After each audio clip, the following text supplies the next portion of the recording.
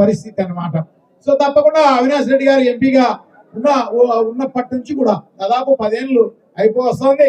So 10 ఏళ్ళే కాకోకుండా ఇంకొక 40 ఏళ్ళు 50 ఏళ్ళు ఆయన పార్లమెంటు సభ్యులుగా ఉండే అవకాశాన్ని మనం కల్పించాల్సిన అవసరం కూడా తప్పకుండా ఉంది. నిజంగా కూడా ఆయన చాలా సేవాభావం కలిగిన వాడు. ప్రజలందరికీ మేలు జరగాలి, ఈ వర్గము ఆ వర్గం అని కాదు, అన్ని వర్గాలను కలుపుకొని పోయి ముందుకు పోవాలి అని చెప్పేసి ఆయన ఆలోచనతోటి చేస్తున్న పని అంతా కూడా మనం అందరం చూస్తున్నాం. 10 ఏళ్ల కాలంలో ఆయన పనితీరును మనం అందరం కూడా చూసాం.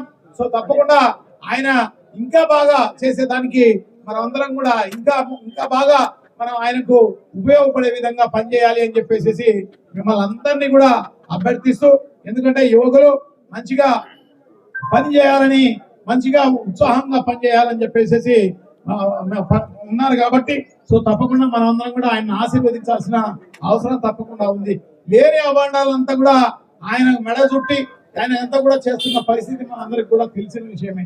ఎవరైనా కూడా పుట్టింటోళ్ళు ఎవరైనా కూడా ఎటువంటి సందర్భంలో ఉన్నా కూడా ఆ పుట్టింట్లు బాగుండాలా అని చెప్పేసి ఏ ఆడ కూతురైనా భావిస్తారు అన్నమాట. సో అట్లా కాకుండా ఇక్కడ వెరైటీగా అన్నమాట. ఇక్కడ ఈ ఆంధ్ర రాష్ట్రంలో మరి ఏమైందో వాళ్ళకు ఏం కథో కానీ నిజంగా వాళ్ళకు మోకాళ్ళలో తెలివి ఉందో కాకుండా అరికాళ్ళలో తెలివి ఉందో కానీ చంద్రబాబు నాయుడు గారితో జతకట్టే కార్యక్రమం చేసినారు అంటే నిజంగా కూడా వాళ్ళకు వాళ్ళ విజ్ఞతగా వదిలేయాల్సిన ఇదేనమాట. సో ప్రజలందరూ కూడా బాగా అర్థం చేసుకుని ఉంటారు వాళ్ళను. సో డెఫినెట్ గా అవినాష్ రెడ్డి గారు షర్మిల గారి మీద ఎన్ని లక్షల మెజారిటీ, 5,50,000 మెజారిటీ ఖచ్చితంగా గెలవాలి అని చెప్పేసి మనం అందరం కూడా దానికి సిద్ధంగా ఉండాలి. మనం అందరం కూడా గట్టిగా పనిచేయాలి అని చెప్పేసి మీకు అందరికీ కూడా విజ్ఞప్తి చేస్తానా. ఎందుకంటే షర్మిలమ్మ నిజంగా కూడా ఆమె తెలంగాణకు పోయింది, మంచిది. తెలంగాణలో వైఎస్ఆర్ కాంగ్రెస్ పార్టీ అక్కడ లేదు. సో డెఫినెట్ గా మనం అందరం కూడా సపోర్ట్ చేయాలి అని చెప్పేసి మేమందరం కూడా సపోర్ట్ చేయడం జరిగింది. కానీ ఆ తెలంగాణలో పోటీనే చేయలేదు అనమాట. ఆడ పోటీనే చేయకుండా ఆ పార్టీని అమ్మే కార్యక్రమం చేసింది అనమాట కాంగ్రెస్ పార్టీకి. సో ఆ పార్టీని అమ్మేసి గతంలో చిరంజీవి గారు అమ్మేసినారన్నమాట ప్రజారాజ్యం పార్టీని. ఆ రకంగా ఈమె కాంగ్రెస్ పార్టీకి అమ్మేసి ఆ నుంచి ఆంధ్ర రాష్ట్రానికి వచ్చింది అనమాట కాంగ్రెస్ పార్టీ.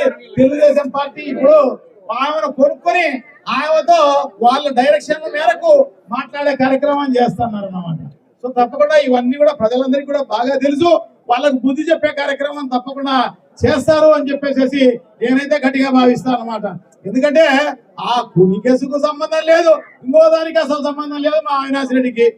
అక్కడ ఏముంది, ఏం జరిగిన తర్వాత వాళ్ళ బావమడిది శివప్రకాష్ రెడ్డి గారు ఫోన్ చేస్తే అక్కడికి పోయిన వ్యక్తి, అక్కడ పోయిన తర్వాత ఆయన గంగిరెడ్డి గారు ఏదో చేస్తుంటే అమాయకంగా నిలబడుకొని చూస్తున్నాడు తప్ప ఇంకో రకమైన కార్యక్రమం కాదు. ఈయన తులసింది లేదు, ఏమి లేదు. గంగిరెడ్డి గారి పాత్ర అయితే ఖచ్చితంగా ఉంది. ఖచ్చితంగా గంగిరెడ్డి గారు చేసినారు కాబట్టి అప్పుడు తెలియదు.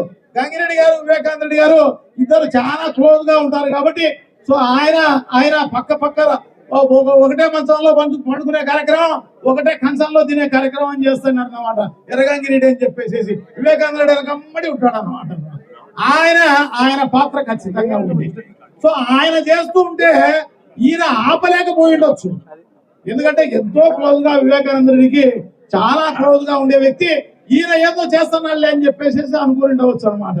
సో అమాయకంగా ఆయన నిలబడుకొని పాపం ఈ విషయం ప్రజలందరికీ తెలియజేసే కార్యక్రమం ఫోన్ లో చేస్తూ ఆ కార్యక్రమం చేస్తున్నారు తప్ప ఇంకో కార్యక్రమం లేదు. కానీ ఈయన కట్టడం అనేది నిజంగా కూడా చాలా దారుణం, చాలా నిజంగా కూడా అన్యాయం.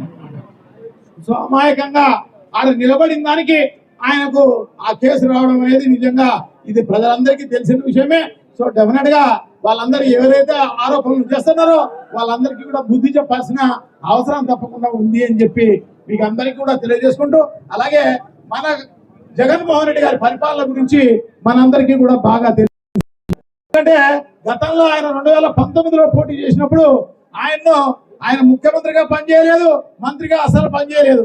పరిపాలన అనుభవం ఉందా లేదా, ఎలా పరిపాలిస్తాడు, ఏం కథ అనేది మనకు తెలియకపోయినా కూడా చంద్రబాబు నాయుడు గారు చేసిన మోసాలు, చంద్రబాబు నాయుడు గారు చేసిన అబద్ధాలు, ఇవన్నీ దాంట్లో మనం మోసపోయినాం కాబట్టి సో అట్లా కాదులే రాజశేఖర రెడ్డి గారి కొడుకు కాబట్టి మంచిగా చేస్తాడులే అని చెప్పేసి మనం ఆయన పైన నమ్మకంతో, ఊహతో, విశ్వాసంతో ఓట్లు వేసి 151 సీట్లు, 51% ఓట్లు. నిజంగా కూడా చరిత్ర అది.